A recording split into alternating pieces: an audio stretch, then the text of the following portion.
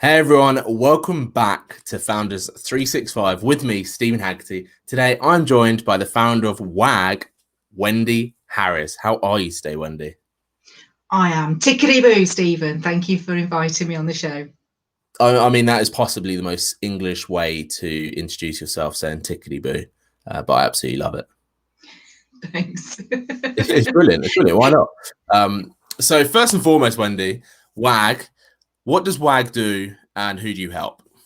Okay, so WAG is a telemarketing training company. We basically help people find the right people to speak to and make conversations count. That's kind of the strapline that I use on the training program. And more, certainly in recent times, we're finding that having good content online is just as important to start those conversations as it is in real life. Yeah. So that's where we help people. If they can write about it, they can talk about it with confidence. Yeah. So that's what we aim to do. You mentioned the C word there. Is confidence the main issue when people come to you then? I would say so. And it is about the judgment that they're going to get. You know, what if they're not there? What if they are already happy with what they've got? What if they don't like the sound of me? You know, so people put lots of barriers in their way before they have the conversation, before they've had the conversation. Yeah. And that conversation is always the worst case scenario. It's always the worst thing that can possibly happen. They think is the only thing that will happen. I always say there's only three things that can happen, and that is that they say no, and at least you know. They say yes, which is rarer, but it's great when that happens. Or they'll say yes, but not yet. And in the majority of cases, that's what you're looking for, is the yes, but not yet. Because ultimately, you know, people are not likely to go, that's exactly what's on my shopping list the moment that you called me today, you know. So it's a good opportunity to start building relationships with those people and meeting some promises to them. Exactly. As to how you can help. How did you get into this then? Because I don't think anyone just wakes up thinking, you know what, I'm going to really help people sell better on the phone. You're absolutely right. I started. Well, no, I mean, at school, who puts their hand up and goes, yes, miss, I want to be a cold caller? This doesn't happen. Yeah. So I think at 13, I worked a market, which was a great experience. At 15, I was working in a pub waitressing. At 16, I was old enough to do civil service waitressing. And all of those jobs really were about people and helping people and giving them a good experience. And the tips were great, you know. But at 17, I really was disenchanted with school. I had a really, really tough home life. It was toxic, in fact. So I had 3 jobs that had money in my pocket. I could afford to leave home. So I just decided to get a full-time job, and I went into a telesales job, 6-week intensive training program, which I still use those skills today, 30 odd years later. That's credit to that company, I guess, then. Yeah, it was Sketchly Vending, and some of the guys, they're known now as Bunzel, and they're one of the biggest names in their industry, you know. So but it was great. It was, you know, helping people, you know, it was account management, it was customer service, it was cross-selling, it was upselling, and it was fast-paced, and it was rewarding. So it was just great. And I guess from there, you know, that's where you really learn about that tagline you use in terms of making conversations count. Every time you touch on somebody and they'll say, you know, how do you get past the gatekeeper? Yeah. Do you know, I've never had a problem with that. That is outstanding, because it's outrageous, really. Yeah, I mean, I think that's I worked in the recruitment world for a little bit, And that was always the big thing. It was, you know, you've got to get past the gatekeeper. You've got to get past the receptionist. As soon as you're past them, it's almost free sailing after that. Yeah. For you, when you work with clients, other than that confidence issue that we spoke about earlier, what are some of the other things that they have that fear of picking up the phone and just speaking to people? Part of me is because they don't want to be taken out of context. But what they don't understand is that sometimes they'll rely on an email to communicate the facts. And even that can be misconstrued. So it's that confidence that they need is really what people buy into. It's that passion of what it is that they're doing. You know, you can't infer quite as much emotion in an email. Yeah. You can touch people and you can make people laugh. You know, there are certain emotions that you can touch on in an email, but you really certainly can't read the voice. Listen to the tonality. Absolutely. So I think sometimes, you know, if there's any doubt over what's been said, you know, if things have gone badly and blame has been laid, then an email's the safest route because I can prove that. People forget that there's call recording now. And, you know, if you should be listening back to what you say and how you say it and thinking of the ways that you could have said it.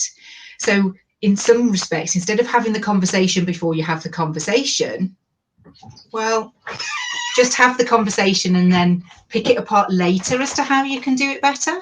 Yeah. That's a much better way of doing it. Exactly. You know, recent times we got, obviously social media has exploded, LinkedIn has exploded, all these other avenues to generate sales and generate leads. Are people forgetting about the phone? Because honestly, I can't remember the last time I cold called someone about business. Yeah, I think there are some subtleties. One of the things that I teach is with social media now, you can start to create those relationships online before you make that call. Yeah. So it's, in some respects, you're taking the cold out, putting the warm back in, and putting the purpose back in place. So there's a real reason for you to connect. That there's a decision being made by both parties to do that. Now everything's Zoom, isn't it? You know, so I think the phone is almost going to go back to the 90s where, have you got a phone that texts? Do you remember texts? I've had a text off a friend. They've got a phone that can text. I've had a text. And I think texting has already been replaced by WhatsApp.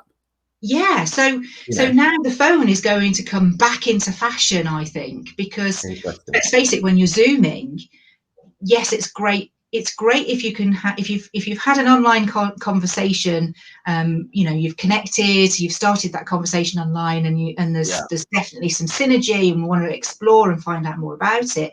It's great if you can take it straight to a Zoom call, because in actual fact, it's missing out the phone call, it's missing out the site visit, and it's smarter with your time for everybody to just get stuff done and do it properly. So we're smarter. But then the phone will become the medium, I think, in terms of who your best friend is in business, who your clients are in business, because then when you're on the phone, you'll still be able to work a little bit in the background. Yeah. That's one of the things that I'm missing. I'm on Zoom all the time. I can't manage my LinkedIn account. I can't read my emails quickly as I'm on hold, as I'm dialing out. I can't just quickly swipe. You're on video, you're being held accountable.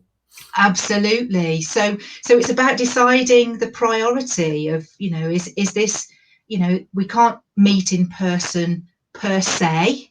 Yeah. And companies may decide not to do so much of that because it helps the bottom line, you know, less expenses, business is still going. So let's decide, is this a phone call or is it a Zoom call? But either way, you still have to have your armory of language to have a decent conversation. Do you think the fact that because of COVID and people are working from home, that's actually probably made those phone conversations a little bit easier because you're not sat opposite your coworker who's you know, having a bad day, or you're not sat next to your other co-worker who's on the phone really loudly as well. People are in their home offices or in their dining rooms or whatever. You know, you might have kids run into shot or whatever that is, but the actual relaxation of the fact that people are being in their homes, does that contribute to, as a lead cycle, is that going to make things easier for people? I think initially it was the great excuse to escape the kitchen and the homeschooling that was going on. It's work, I've got to take it. Yeah. Because it was that connection with somebody. It's somebody that's going to listen to the fact that I'm in this situation and I don't want to be relatable as well, isn't it? Yeah. So everybody's got something in common without even talking about anything else. Yeah. Moving forward, there's still going to be an element of still having to get the job done. If your time is booked out with calls, because that's when you've got to do that lead generation and speak to those people, then you're still going to screen anything else that's coming at you. But also, you know, it's about doing your own job. Can you be motivated enough to make those calls? Yeah. Because if you've got a co-worker that's having a bad day, the best way to ignore them is to get busy on the phone and have some fun, isn't it? And if you've not got that camaraderie, you know, so I think the jury's out, and I think it'll depend on how you feel on the day. Simon Sinek was saying that creativity is all lost because we can't do that on video. Actual fact, I've redesigned a website, I've created a course, I've started writing a book. So when you start to talk about creativity, that's a one-sided argument because it fits what he's talking about at that time. I didn't hear him say that, but I'm quite surprised that he would have that belief, because it stopped me in my tracks, and I was kind of like, whoa, you know. Or maybe that's why he has that belief, because it makes you stop and think. It made me listen. I'm talking about it now. There's a reason for everything. Absolutely. So within WAG, then, are you going to be changing the way you're training people? Have you thought about how you want to incorporate this change, this new way of thinking, the way businesses are going to adapt to the future? Like you said, people are not going to be in the offices as much. The bottom line is going to be brought up because they're not having to pay for £100,000 office every year and hire, you know, have 100 people in there when they could have maybe 50 people in there, or even 10 people in there. How have you incorporated this into WAG moving forward? It was tricky to start with. I mean, I've always done one-to-one video coaching anyway, so that didn't really change. But the team stuff was harder, and it took me a couple of weeks to really kind of scratch my head and think, because everything that I do is very interactive. I want people involved. I want them to be coming back at me. I don't have a PowerPoint presentation that they have to sit through and then go, that was good, how am I going to do that? We get talking, what is the situation, what's the dynamic? And when you don't see that dynamic, which is kind of why my ears picked up at what Simon was saying, it can be really hard to lead people. Now, my team training is slightly different anyway, because I have a team session with everybody, and then I go and break out on a one-to-one basis. So everybody gets their voice heard, but they also get that confidentiality. That I think is really important. If you've got a dynamic where you're not feeling top dog and you want to speak freely. So really, it was just about finding what do we cover in that team session that can still bring that dynamic. And in actual fact, that came to me quite easily. Was, well, everybody needs to now represent the company, and they're in different places doing different stuff. That needs to be meshed together. So we looked at their online presence, and we looked at LinkedIn. So that team dynamic in terms of how they find the people, I teach to everybody in the same session, and it still gets that dynamic. and then we can go on to the one-to-one coaching afterwards. So instead of having a full day out, you know, and leaving at 8 o'clock in the morning and coming back at 6 o'clock in the car and going, oh, I'm knackered, you know, because even on lunch you're still talking, aren't you? You're eating your sandwich. Yeah, you're still working, aren't you? You never switched off. Yeah, so it's a really, really long day. Now it's kind of like we'll do a team session and they go away, and then I have pockets of time. Yeah. And so it's over a period of time. And then we have a quick follow-up with everybody at the end, and they come back with this has happened and that's done, and it's been great that people have been able to still take it, use it, and put it into practice. It almost sounds like you've also managed to put that action time a lot quicker, because people can go off and, you know, while you're doing one-on-one things, they can go off and practice what you've taught an hour ago. Whereas if you were doing it in a training room, they're stuck in that room all day normally, which allows them to have that instant feedback with you and makes your training even more powerful. Absolutely. You know, I mean, it's lovely when you start to look at their LinkedIn profiles as well, and you see the connections numbers rising, and what it is that they're talking about is exactly what they would be saying on the phone to people. But, you know, if somebody's not going to answer the phone to hear that story, it's there for them to encourage them to go to them, you know, be the person to go to. Exactly. Wendy, I'm really curious, as I am with most founders, but how do you keep yourself motivated? How do you keep yourself fresh in the WAG business to make sure that you're serving your clients the best way possible? Well, that's a good question. I love to talk. You might be able to tell. Check. Done. Yeah. I think it comes from having a good variety of clients. Mm-hmm. When you're in a 9-to-5 job doing the same thing, it can become quite monotonous. Yeah. So I'm not on a hamster wheel. You know, every day is completely different. And then every day changes, even though you think you've got it covered. So I could be, you know, ringing for a sanitization company and working for a sanitization company. I could be training a business owner on how to use LinkedIn better, because they only want the LinkedIn bit. They know how to have the conversations. So it's a bit like, I'm a bit like the female Wurzel Gummidge. I take my hat off and a different hat, you know, sometimes several times through the day.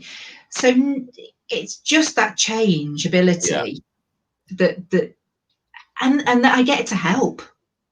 And I think that's such a key trait with so many people I talk to, especially when they're in businesses such as yours. It is that helping side of things. It's that fact that you can see the change, you can see things happen, which must make you feel great when you meet a company and maybe they're struggling, or, you know, they haven't quite got that phone, I was going to say script, but probably the wrong word, but that phone ecosystem of their lead gen set up properly. And then you come in and help them, and it must just transform their business. Yeah, I mean, it can be from anything from what they're saying to what they're not saying to how they're tracking stuff. You know, the data can be really powerful. You know, I mean, I had recently a company that the whole point of them calling was to cleanse the database, to make sure that they've got, one of the key priorities was to make sure they've got an up-to-date email address. Got you. So my next question was, well, so you send out email marketing? No. What a waste of time then. So what's the point? Yeah. You know, so if you're doing that and that's done, then utilize that work that you've done to work harder for you. Why were they doing that? Was that just bad advice from someone else? No, I think in part some GDPR policies have been misinterpreted. Yeah, massively. So if you're going to store somebody's details, you've got to make sure it's right. And I think it came from that, you know, if we've got your details on our system, it's going to be right. Well, okay, that's fine. Even though we're not going to do anything with it, but we just wanted to call you. And now we've annoyed you slightly, so you're probably going to say no anyway. But thank you. you know. So it's about understanding those steps that they're taking already. Yeah. You know, they'll say, oh, I've been trying to get hold of this person. And you can see a barrage of lists and notes on their CRM that goes like this, where they've tried and tried and tried. And you go, well, do you not think that that's a little bit excessive, that over the last 12 months that you've probably tried this person 2 or 3 times a month and not got through and not left a message? Your number's definitely been blocked. Yes. I mean, Yeah. if there's one bit of advice I could say, if it goes to voicemail, whether it's their mobile, their desk phone, numbers present. People recognize patterns of numbers. If you're going to ring and they're going to screen who you are, leave them a lovely message. Exactly. The amount of times I get rung, and before the ring is finished, I've Googled the number. And yes. from that alone, I've gone, okay, I'm going to answer that call. Or, they're trying to sell me something. I'm not going to bother. Yes. But the thing is, if you don't leave a message and you try again the next day, or the same day, the next day, a couple of days later, and you still don't leave a message, it's just reinforcing the fact that you're trying to sell something. Yeah, 100%. And the whole point is, you know, the whole ethos that I try to invoke in the people that I train is, look, yes, you are selling something, but ultimately you're there to educate them that you exist. Because if you think about all the noise now on social media, it's your opportunity to cut through the noise and get them to stop, a quiet space to listen to what it is that you've got to say, because they may never have known or found you. You're doing them a service. And once they see that they're educators, it becomes a lot easier for them, I think. Definitely. How do you manage that then? Because I'm sure when it comes to telesales, you know, the targets are often ridiculous in terms of how many people they're targeted to call or try and get on the call. How do you then re-educate them to go, no, you're not trying, it is a numbers game, but it's not a numbers game. Your numbers are going to look a lot better if you go down that education route of that conversational connection route. Is that tricky to make people make that mental switch? Not for the people doing it, but for the bosses sometimes. For the sales directors. Yeah, because that, you know, historically, I want you to hit 80, 100 dials a day. Sure. And you know that's probably industry standard, but do you know what? I would be much happier if I was to look at that and go, well, actually, that's a call connection of about a minute and a half, because you've dialed, it's rung, you've left a message. Yeah, on to the next But then if I start to see those individual numbers dropping, and I see 50 dials out, but the conversation is perhaps lasting 5, 10, 15 minutes, there's the value, because there's a conversation being had, there's information being exchanged, there's managing of expectations, and hopefully you've got some form of commitment in terms of what are you going to do next, and then really it's the follow-up. If you don't follow it up, if you don't do what you've said you're going to do, but who wouldn't want 50 quality calls that are all going into the bank to be converted? Exactly. I think there has been a shift in recent times where people are much more focused on the quality rather than the quantity.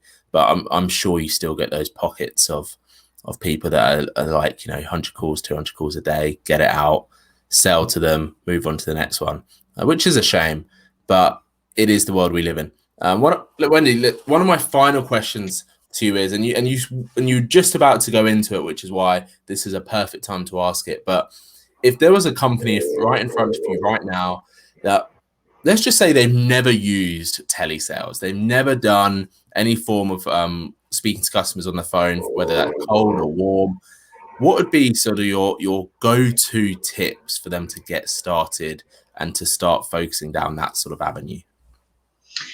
I think the first thing that I would get them to look at is who they're already working with. And I would get them to look at it on two fronts. Who do they like working best with? Because let's face it, if we're going to do work, we want to enjoy what we're doing. Yeah. Secondly, who do I make the most money from? Mm-hmm. Because that's a really great marriage. If you can get some great fun, passionate clients that you actually make money as well, that's your perfect combination. And then I would go and seek out those companies, that fit that criteria. And, with LinkedIn is now kind of the new yellow pages. It's it's the business directory, isn't it? That people use. Yeah.